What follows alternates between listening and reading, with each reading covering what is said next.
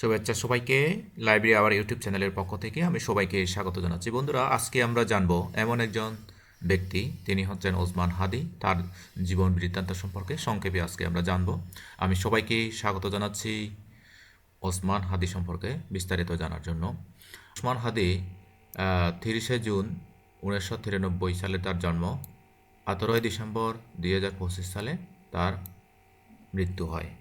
তো ইনকিলাব মঞ্চের মুখপাত্র ও জুলাই গণ অভ্যুত্থানের সম্মুখভাগের তিনি যোদ্ধা। 2024 সালের জুলাই গণ অভ্যুত্থানে তিনি রামপুরা এলাকার সমন্বয়ক ছিলেন। পরবর্তী সময়ে বাংলাদেশ আওয়ামী লীগকে নিষিদ্ধ করার আন্দোলন এবং ভারতীয় আধিপত্যবাদ বিরোধী সক্রিয় রাজনীতির জন্য আলোচনায় আসেন। তিনি তৃতীয় জাতীয় সংসদ নির্বাচনে ঢাকা-8 আসন থেকে নির্বাচন করার ঘোষণা দিয়েছিলেন। 12 ডিসেম্বর 2025 মসজিদ থেকে ফেরার সময় ঢাকার বিজয়নগরের বক্স কালভার্ট এলাকায় হাদি গুলিবিদ্ধ হন। এরপর 18 ডিসেম্বর 2025 সিঙ্গাপুর জেনারেল হাসপাতালে চিকিৎসাধীন অবস্থায় তিনি মৃত্যুবরণ করেন। 20 ডিসেম্বর 2025 জাতীয় সংসদ ভবনের দক্ষিণ প্লাজার তাই ইতিহাসের সর্ববৃহৎ জানাজা অনুষ্ঠিত হয়। তার সংক্ষিপ্ত জীবন বৃত্তান্তের মধ্যে আমরা জানতে পারি তার পুরো নাম সৈয়দ ওসমান বিন হাদি। জন্মস্থান নলসিটি জালকাতি।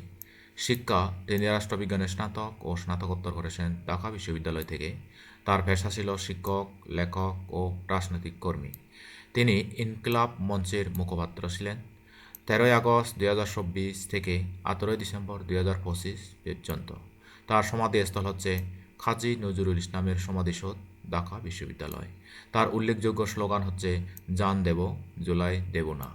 ইনকিলাব শব্দটির আরবি শব্দ থেকে এসেছে, যার অর্থ হচ্ছে পরিবর্তন। 2024 সালে তিনি সীমান্ত শরীফ ছদ্মনামে লাবাই লালসাকপুরে পূবের আকাশ নামে একটি কাব্যগ্রন্থ প্রকাশ করেন। সম্মানিত দর্শক শ্রোতা মণ্ডলী, আমরা এই মহান ব্যক্তি সৈয়দ ওসমান হাদি সম্পর্কে আমরা এতক্ষণ বিস্তারিত জানলাম। আশা করি আপনাদের ভালো লেগেছে। যদি ভালো লেগে থাকে আমাদের চ্যানেলটি অবশ্যই সাবস্ক্রাইব করবেন, সাথে থাকবেন। ধন্যবাদ সবাইকে।